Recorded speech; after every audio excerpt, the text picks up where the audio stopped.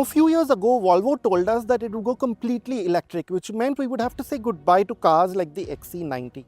Clearly, that's not happened. So changing global dynamics mean that we get to savor this quiet and soothing luxury SUV all over again. But has the experience changed at all with this quite significant facelift? The Volvo XC90 has always managed that classy, timeless look well. That sense seems to have been taken forward with this update. The new face brings quite a bit more of a minimalistic, cool Scandinavian luxury theme. The headlamps are much sharper now with a more defined light signature. The asymmetrical grille and wider air dams create a flush, attractive look. As we said, the bodywork hasn't significantly changed. The 20-inch alloys now have a sharper theme that complements the other new changes.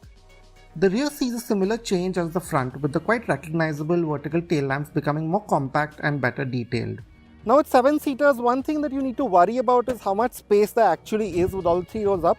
And I must say the XC90 does pretty well. So you can carry a few carry-on bags here, which is quite surprising.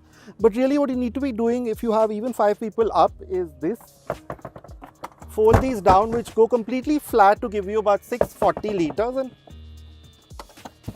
that is quite usable. As you can see, doing this is a bit of a hassle. You can also fold down the second row completely flat, but we wish this was powered. But having said that, once you do fold the second row down, you get 1874 liters, which is massive. And there's another really nice trick. Of course, the lip is really nice and wide and flat. That helps.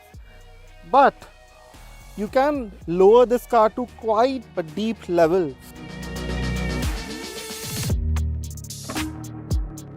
Now, the clean contemporary sense that you get from the outside of the new XC90, to be fair, seems to have been executed even better on the inside. Now, to Volvo's credit, this car does not look like it's been around for nearly a decade now.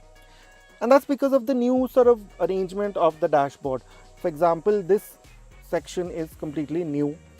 From that old, quite bland look, it's become much more modern with its horizontal finishes. And I must say the materials and textures that are here are genuinely really quite nice to just have around. So while you have soft materials here, you have this nice wood finish here. It feels very much like real wood, and this texture here which feels very much like denim, and that goes very well with these new air vents. They have a metallic look to it. Maybe they could have been slightly heftier, and this new screen, again, it's angled towards the driver. It looks a bit tacked on, but it is functional. I mean, it gets the job done better than the last one. This unit has better resolution, sharper displays and more logical menus. You still control most climate and car functions through this, but the experience is a bit smoother now. While Apple CarPlay is available, we wish you could have had some better kind of Android Auto integration. So while you do have Google services, there's no real integration between your phone and the car, which can be a pain, say when you want to navigate to a shared location. The 12.3-inch driver display continues as before. It seems a bit sharper now, but otherwise, it continues with its minimalistic theme. Like earlier, the maps integration is useful. Now, another one of these touches that really uplifts the cabin are these speaker covers. You have this nice grating mesh finish that feels metallic, feels a very high standard. So of course, carried on from earlier, you have these nice knurled finishes for the start-stop button and this crystal glass shifter. And going with a minimalist theme, you have some really high quality touches. I mean, this damped action to this glove box. The Volvo XC90 continues to be very well equipped. Here's what's on offer. You have a good degree of ADAS functions, a crisp camera setup and 9 airbags for safety. Now in a car like this is probably the place you want to be in, and it's largely a pleasant experience. Although I do think one or two places could have been slightly better. To start with, we'll get the not so nice things out of the way, which is that this bench, I think it could have had a bit more thigh support, and you could have had a bit more knee room, I feel, for such a long car. I have my seat back pushed completely, and this is how much space I have, and I was expecting a little bit more. But all of this seems to be to accommodate the third row, and aside from this and this slightly flimsy-ish center armrest, I think it's generally a pleasant experience. To start with, you have a bright cabin because of the large windows and the large sunroof. You have a 4-zone climate control function. You have an AC vent here and the ones here, of course, which is nice. You have 2 Type-C ports, that's good.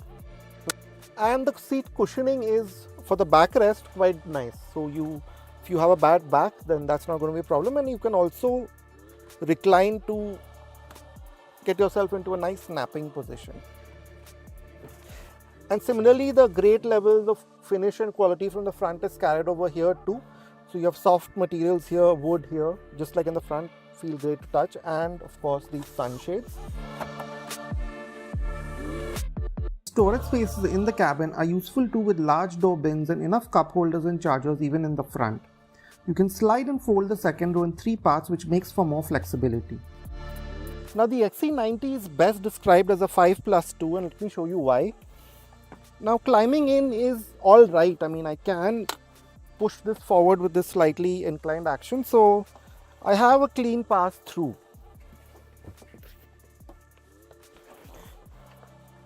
But as you can see, once I'm here, I really don't have much in the way of knee room. I can bring the seat back a little bit, and I have about this much space, and I'm not very tall, and the seats, they give me good back support, but thigh support is really not that much at all. So I would think that this place is best suited for kids for longer journeys and adults for really small trips. You do have some amenities though. You have some AC vents here which you can control from the screen. On paper at least, there has been a bit of a downgrade with the engine. You still have the 2-litre turbo from earlier, but in its B5 form. This makes 250 PS and 360 Nm, a drop of 50 PS and 60 Nm from earlier. That may seem quite meek for a large luxury SUV, and the outright real-world 0 to 100 kmph time of 8.4 seconds makes it slower than rivals. Now when you first start driving the XC90 from behind the wheel, it's again very simple, very straightforward. Exactly like what you might want from an SUV. It's not overly aggressive, you're not sitting too high up, it's not too sporty, you're not sitting too low, you're sitting just right.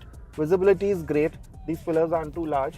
So in that sense, already it's a simple, easy experience from behind the wheel. And while we have lost some performance from the last version, I must say that Volvo has done well to disguise it. I think the mild hybrid system helps quite a bit here. So off the line, it's quite brisk, and you don't really notice that small 2-litre engine having to struggle or do a lot of work pulling this car along.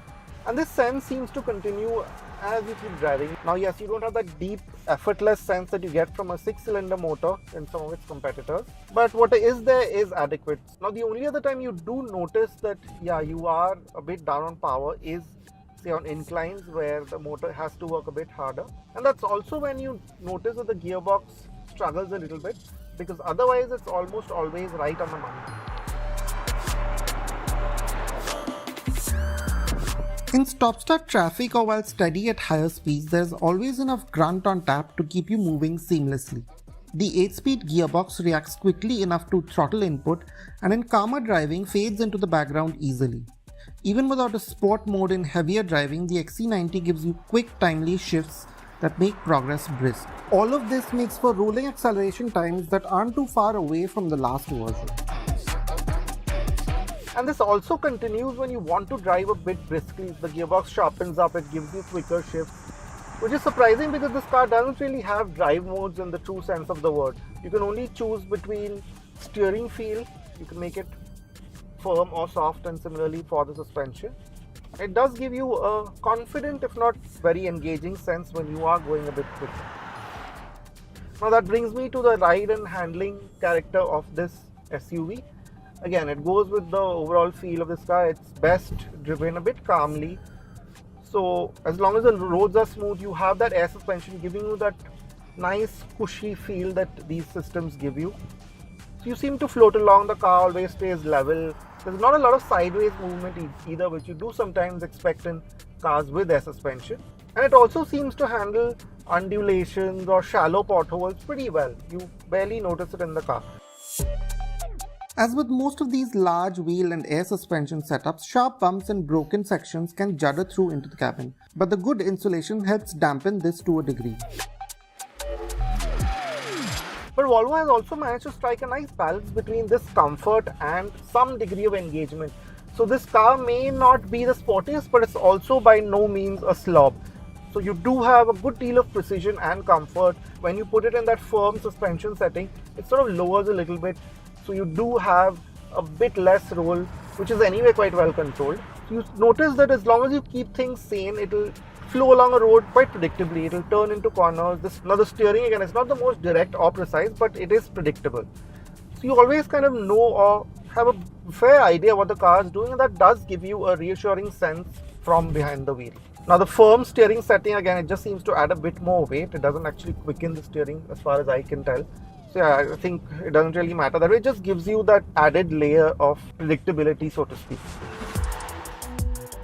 Priced at Rs 1.29 crore on-road Mumbai, the 2025 Volvo XC90 continues to be that calming, dependable luxury SUV it always was. It doesn't show its age all too much, which is a great compliment, and while we do wish for a more lavish second row, the rich cabin, long features list and good driving dynamics continue to keep it relevant.